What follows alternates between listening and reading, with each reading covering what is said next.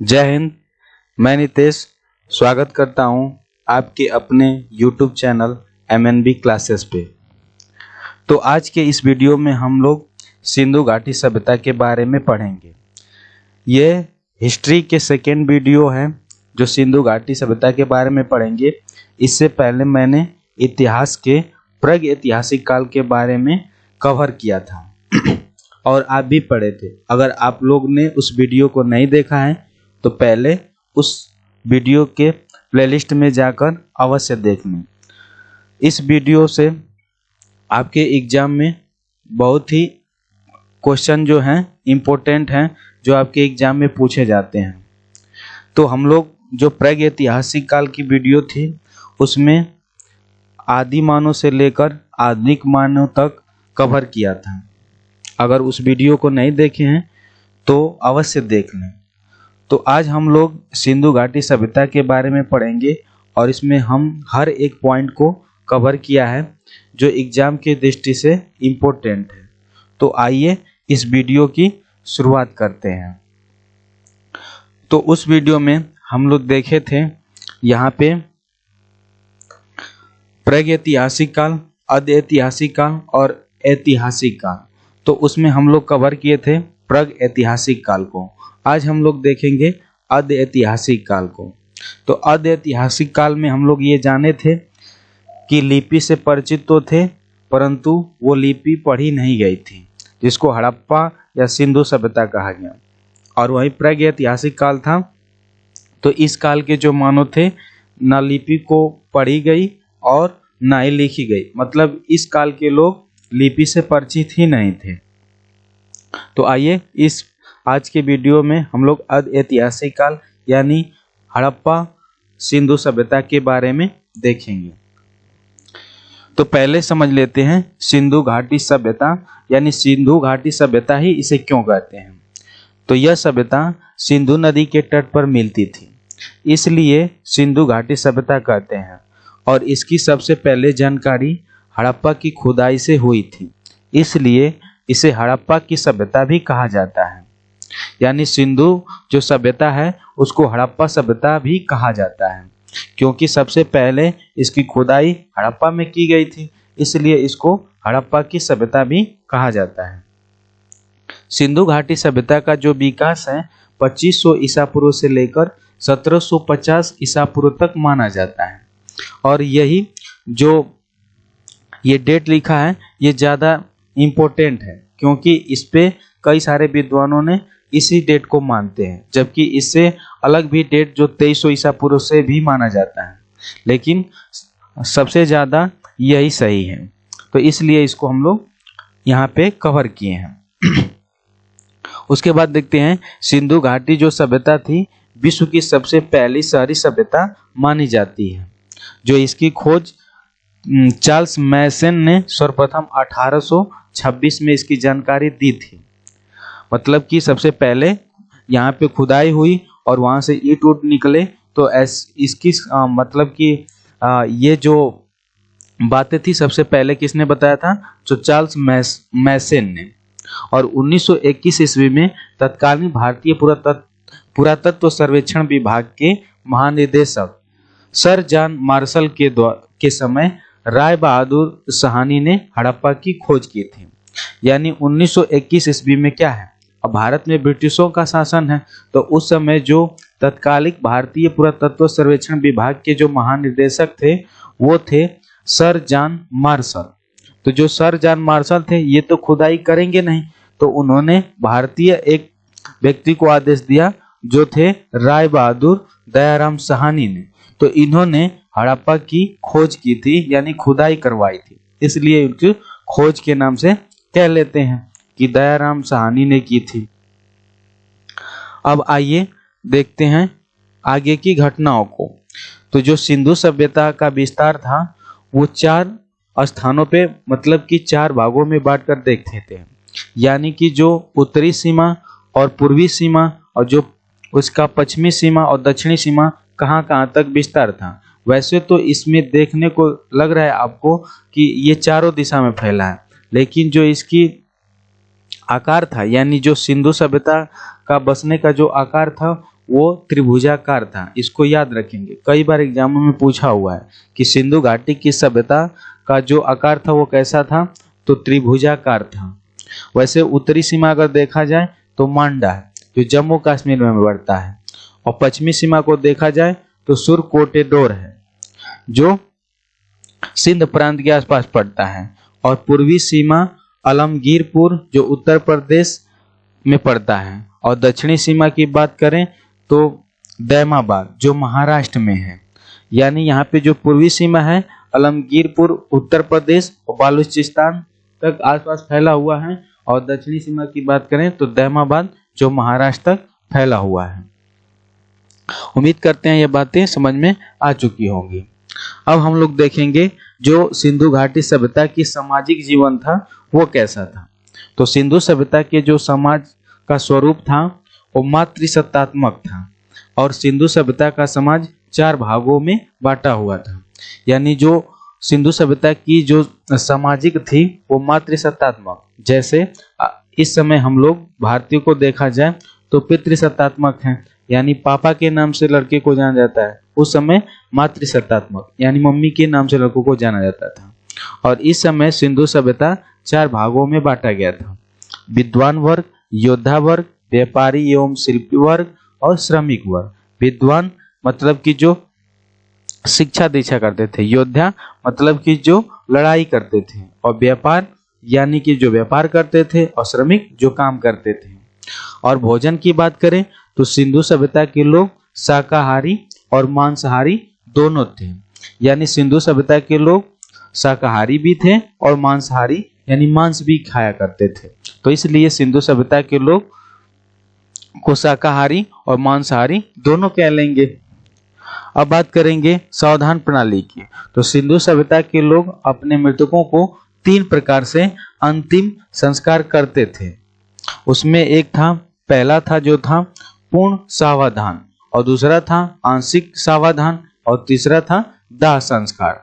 जो पूर्ण सावधान था उसमें क्या था, मृतकों को कब्र में दफनाने की परंपरा, यानी मृतकों जो मृतक थे उनके शरीर को कब्र में दफना दिया जाता था। वहीं आंशिक सावधान में क्या था, तो मृतकों के शरीर को जंगल में रख देना, और जब पशु पक्षी उसके मांस को खा लेते थे उसके बाद उनके बचे हड्डियों को दफना देना, तो उसको कहा गया आंशिक सावधान। और दाह संस्कार, मृतकों को जलाने की परंपरा, उसको हम लोग दाह संस्कार कह लेते हैं, जो इस समय भी चलता है। अब हम लोग देखते हैं नगर नियोजन, यानी जो सिंधु सभ्यता थी उसका नगर नियोजन कैसा था। तो सिंधु सभ्यता के नगर विश्व के प्राचीनतम सुनियोजित नगर था। यानी उस समय की जो भी सभ्यता थी उसमें से सबसे, जैसे उस समय के और भी सभ्यता थी जैसे मेसोपोटामिया की सभ्यता, लेकिन जो सिंधु सभ्यता नगर थी वो विश्व में मतलब प्राचीनतम सुनियोजित नगर थी, मतलब कि बहुत ही आकर्षक थी। हड़प्पा और मोहनजोदड़ो में मकानों के निर्माण में सामान्यतः पक्के ईंटे का प्रयोग मिलता है।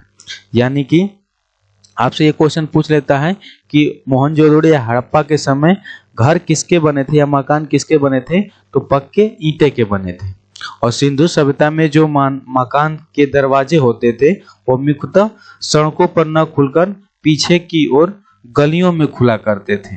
यानी इससे ये मालूम होता है कि जो सिंधु घाटी सभ्यता थी वो शहरी सभ्यता थी। जो उनके मुख्य दरवाजे थे वो मुख्य सड़क पर न खुलकर कहाँ खुलते थे, गलियों में खुलते थे। और अगले की बात करें तो सिंधु सभ्यता में सर्वाधिक चौड़ी सड़कें मोहनजोदड़ो से प्राप्त हुई है। यानी जो सिंधु सभ्यता है वहाँ पे सर्वाधिक चौड़े सड़कें की बात करें तो कहाँ से मिला है, मोहनजोदड़ो से, जिसकी चौड़ाई लगभग 10 मीटर थी। और सामान्यतः मकान में 4-5 कमरे बनाए जाते थे। मकान में आंगन, रसोई घर, स्नानागार और कुएं और कुछ बड़े घरों में शौचालय भी मिले हैं। यानी इससे ये मालूम होता है कि ये सभ्यता वाकई में शहरी सभ्यता थी। और ढकी हुई नालियां भी मिलती हैं। यानी सिंधु सभ्यता में या हड़प्पा सभ्यता में कहें तो ढकी हुई नालियां भी मिलती है, यानी नालियां भी खुली नहीं मिलती हैं। ठीक है, तो ये बातों से हमको मालूम होता है कि वो सभ्यता एक शहरी सभ्यता थी। अब सिंधु सभ्यता में प्रमुख स्थल भी हैं जो कई बार पूछा जाता है कि हड़प्पा, चहुंदड़ो, ये सारे जगह के नाम पूछे जाते हैं ना, तो इनसे बहुत भी क्वेश्चन भी बने होते हैं। तो हड़प्पा की खुदाई दयाराम साहनी ने 1921 में की है और यह रावी नदी के तट पर वर्तमान में पाकिस्तान में स्थित है। और यह निम्न, यहाँ से बहुत सारी वस्तुएं मिली हैं जो एग्जामों में पूछता है। तो अब इसको ऐसे याद कैसे करेंगे, तो इसको याद कर लेंगे हरा से। कई बार एग्जामों में पूछता है कि हड़प्पा किस नदी के किनारे है, तो हरा से याद कर लेंगे। ह से हड़प्पा है और र से रावी है, क्योंकि हमको दोनों याद रहता है, सिंधु नदी और उसके बाद रावी नदी, तो दोनों ही विकल्प में रहता है और हमको कंफ्यूज करता है। तो इसलिए इसको हरा से याद कर लेंगे और कोरिलेट कर लेंगे। ह से हड़प्पा है और र से रावी है। और यहाँ से बहुत सारे वस्तुएं मिली हैं जिनको एग्जाम में पूछता है, जैसे श्रमिक आवास, अन्नागार, लकड़ी की ताबूतें और RS-37 कब्रिस्तान, ये भी मिले हुए हैं। तो आपसे क्वेश्चन पूछता है कि श्रमिक आवास के साक्ष्य किस स्थल से मिले हैं, तो आपको राइट आंसर क्या लगाना होगा, हड़प्पा सभ्यता। तो ये बातें आपको याद रखनी होगी। आगे की स्थल को देखते हैं। तो अगला स्थल है मोहनजोदाड़ो। और मोहनजोदाड़ो की खुदाई जो है 1922 ईस्वी में राखाल दास बनर्जी ने किया। वर्तमान में यह सिंधु नदी के तट पर पाकिस्तान के सिंध प्रांत में लरकाना जिले में है। जो मोहनजोदड़ो का अर्थ है मृतकों का टीला। यहाँ से ये बात जरूर अवश्य याद रखेंगे, यानी मोहनजोदड़ो का अर्थ है मृतकों का टीला। और इसकी खुदाई 1922 में कौन कर दिया है, राखाल दास बनर्जी ने। और मोहनजोदड़ो कैसे याद रखेंगे, मौसी से, मतलब कि मोहनजोदड़ो है जो मौसी है, मौ है, इसे मोहनजोदड़ो, और जो सी है उसको सिंधु नदी से कोरिलेट कर लेंगे। यानी ऐसे आपको याद रहेगा कि जो मोहनजोदड़ो है किस नदी के किनारे है, तो सिंधु नदी के किनारे। और यहाँ से मिले साक्ष्य की बात करें तो यहाँ से मिले हैं आपको पुरोहित आवास, अन्नागार, विशाल स्नानागृह, घर में कुएं के साक्ष्य भी मिले हैं, आदि शिव भगवान की मूर्ति भी मिली है, कांच की बनी नर्तकी की मूर्ति मिली है, और सबसे चौड़ी सड़कें यहीं से मिले हैं। कहाँ से, मोहनजोदड़ो से। ठीक है। अगले पुरातत्व की बात करें, यानी स्थल की बात करें, तो वो है चहुंदड़ो। और इसकी खुदाई गोपाल मजमूदार ने की है और वर्तमान में यह सिंधु नदी के तट पर पाकिस्तान में स्थित है। और यह एकमात्र ऐसा शहर है जो दुर्ग रहित है। समझ में आया ना, यह एकमात्र ऐसा शहर है जो दुर्ग रहित है। और यह औद्योगिक शहर भी है, मतलब कि इस शहर में कल कारखाने भी लगे हुए थे। और यहाँ से जो वस्तुएं मिली हैं, जो ज्यादातर महिलाओं के सामान मिली हैं, जो सजने और संवरने की होते हैं, जैसे लिपस्टिक, शीशा, मनकेवा और गुड़िया, और कुत्ते और बिल्लियों के पैरों के भी निशान मिले हैं। तो याद रखेंगे, ज्यादा बार एग्जाम में पूछा हुआ है कि जो महिलाओं के लिपस्टिक होता है वो उसका साक्ष्य कहाँ से मिला है, तो चहुंदड़ो से मिला है। ठीक है। अब हम लोग देखते हैं अगला प्रमुख स्थल। तो अगला प्रमुख स्थल है रोपण, और इसकी खुदाई अज्ञादत्त शर्मा ने की। और यह वर्तमान में पंजाब में सतलुज नदी के किनारे स्थित है। और यहाँ से निम्नलिखित वस्तुएं मिली हैं, जो है वो यहाँ पर मानव के साथ कुत्ते को दफनाए जाने का प्रमाण भी मिले हैं। जैसे हम लोग प्रागैतिहासिक में पढ़े थे बुर्ज होम, जो जम्मू कश्मीर में था।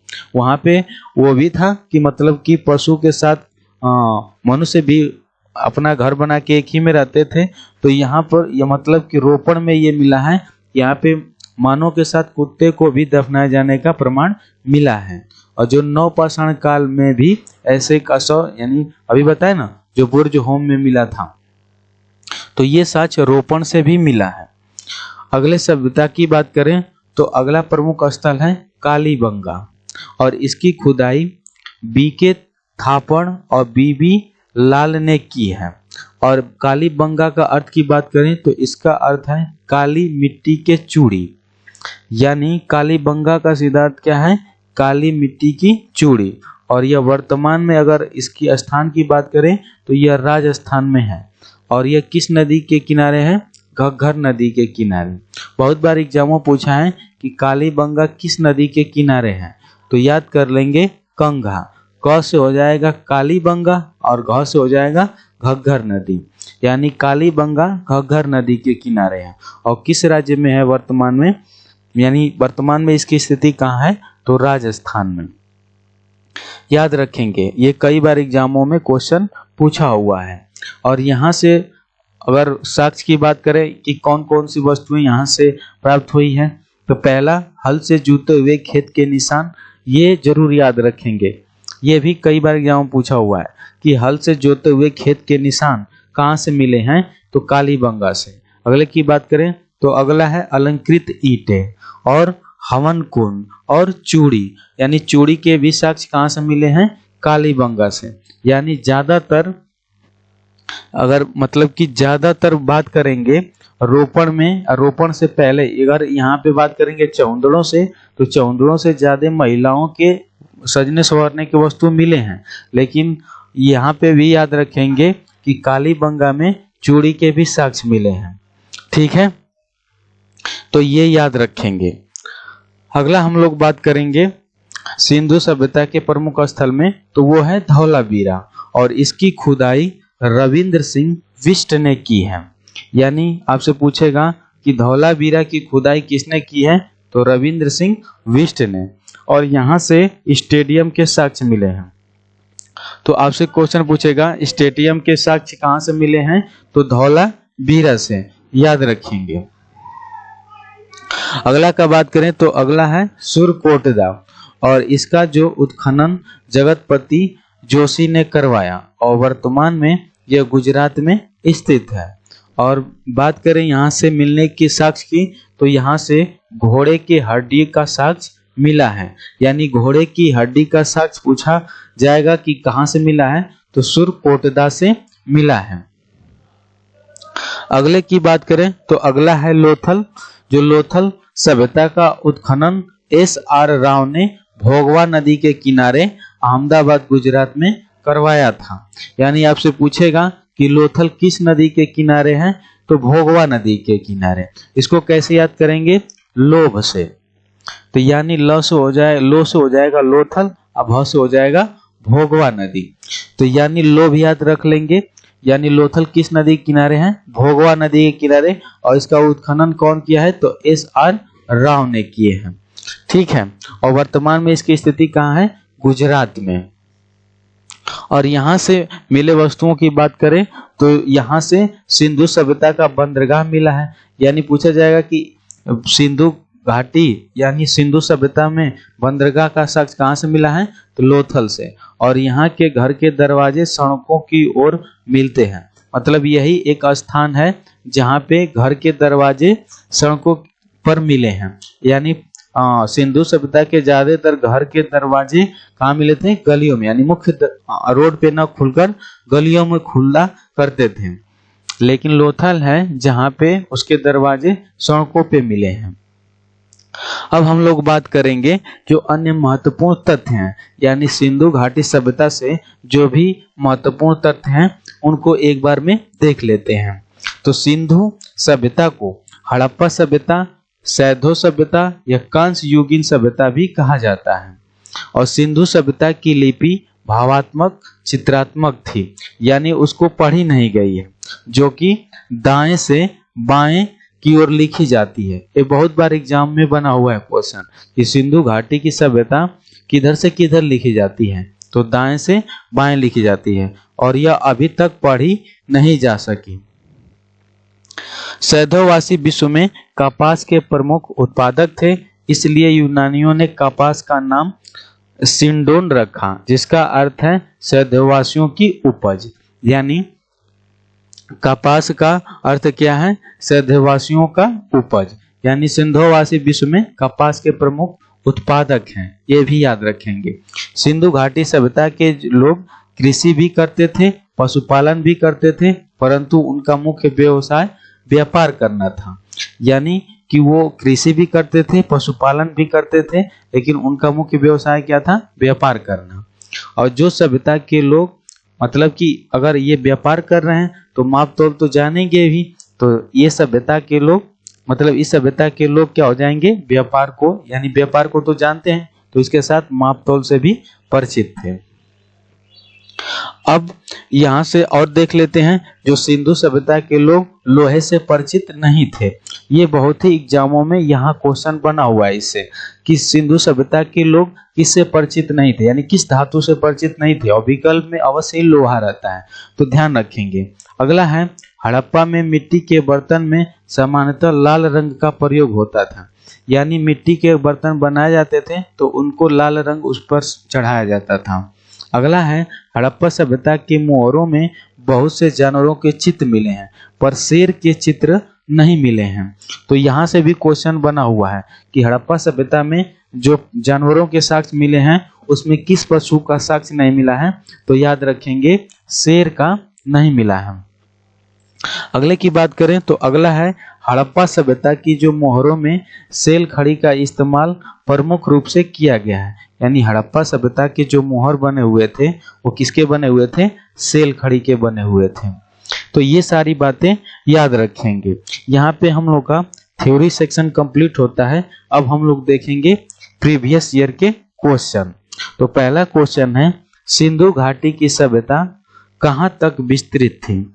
यानी जो सिंधु घाटी की सभ्यता थी कहाँ तक फैली थी?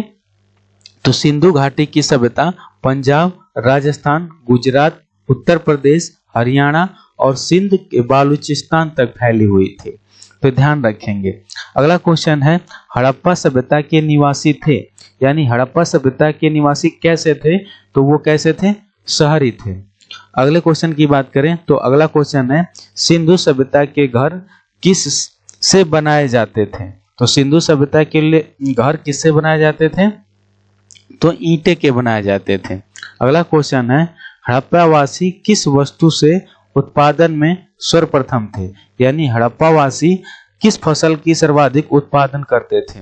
तो किसकी करते थे? कपास की। अगले क्वेश्चन की बात करें तो अगला क्वेश्चन है, हड़प्पा सभ्यता का सर्वाधिक मान्यता प्राप्त काल कौन सा है? तो सबसे ज्यादा मान्यता प्राप्त कौन है? 2500 ईसा पूर्व से 1750 ईसा पूर्व। अगले क्वेश्चन की बात करें तो अगला क्वेश्चन है, निम्नलिखित में से किस पदार्थ का उपयोग हड़प्पा काल की मोहरों के निर्माण में मुख्य रूप से किया गया था? तो किसका किया गया था? सेल खड़ी का किया गया था। अगला क्वेश्चन है, सिंधु घाटी सभ्यता के लोगों का मुख्य व्यवसाय क्या था? तो सिंधु घाटी सभ्यता लोगों का मुख्य व्यवसाय व्यापार था। उसके साथ साथ वो तो शिकार भी करते थे, पशुपालन भी करते थे, कृषि भी करते थे, लेकिन मुख्य व्यवसाय क्या था? व्यापार करना। अगला क्वेश्चन है, हड़प्पा सभ्यता किस युग की थी?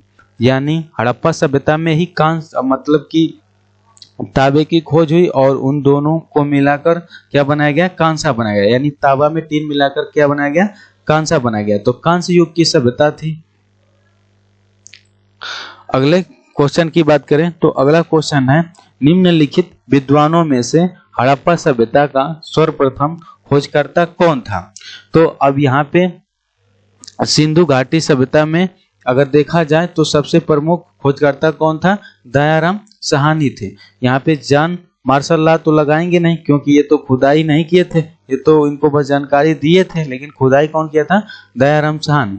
तो राइट आंसर क्या लगाएंगे? दयाराम साहनी ने। हड़प्पा कालीन समाज किस वर्ग में विभाजित था? तो हड़प्पा कालीन समाज विद्वान, योद्धा और व्यापारी और श्रमिक इन चार भागों में विभाजित था। अगला क्वेश्चन की बात करें तो अगला क्वेश्चन है, सिंधु सभ्यता का सर्वाधिक उपयुक्त नाम क्या है?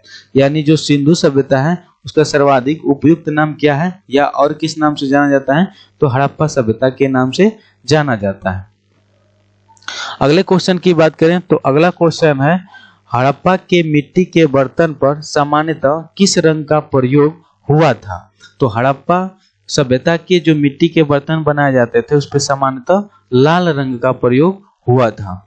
अगले की बात करें तो सिंधु घाटी के लोग विश्वास करते थे, यानी ज्यादा वो किस पे विश्वास करते थे, तो मातृशक्ति में, यानी मातृशक्ति की वो पूजा भी करते थे और मातृशक्ति में विश्वास करते थे। किस पशु के अवशेष, यानी अगला क्वेश्चन है, किस पशु के अवशेष सिंधु घाटी सभ्यता में प्राप्त नहीं हुए हैं, यानी कौन सा पशु है जिसका साक्ष्य नहीं मिला है, तो क्या है, शेर, बाकी और सभी पशुओं का साक्ष्य मिला हुआ है। अगले क्वेश्चन की बात करें तो हड़प्पा कालीन स्थल में अभी तक किस धातु की प्राप्ति नहीं हुई है, तो किसकी नहीं हुई है, लोहा की, यानी इसीलिए कहते हैं सिंधु घाटी सभ्यता के लोग लोहे से परिचित नहीं थे। अगले क्वेश्चन की बात करें तो अगला क्वेश्चन है, सिंधु सभ्यता का पत्तन नगर बंदरगाह कौन सा था, यानी सिंधु घाटी का जो पत्तन नगर बंदरगाह था वो लोथल था, जो वर्तमान में गुजरात में स्थित है। आगे है, किस हड़प्पाकालीन स्थल में नृत्य मुद्रा वाली स्त्री का कांस्य मूर्ति प्राप्त हुआ है, तो कहां से प्राप्त हुआ है, मोहनजोदाड़ो से, यानी कि नर्तकी की मूर्ति कहां से मिली है, मोहनजोदाड़ो से मिली है। तो यहाँ पर हम लोग की ये वीडियो समाप्त होती है। कैसा लगा वीडियो कमेंट बॉक्स में अवश्य बताएं। धन्यवाद।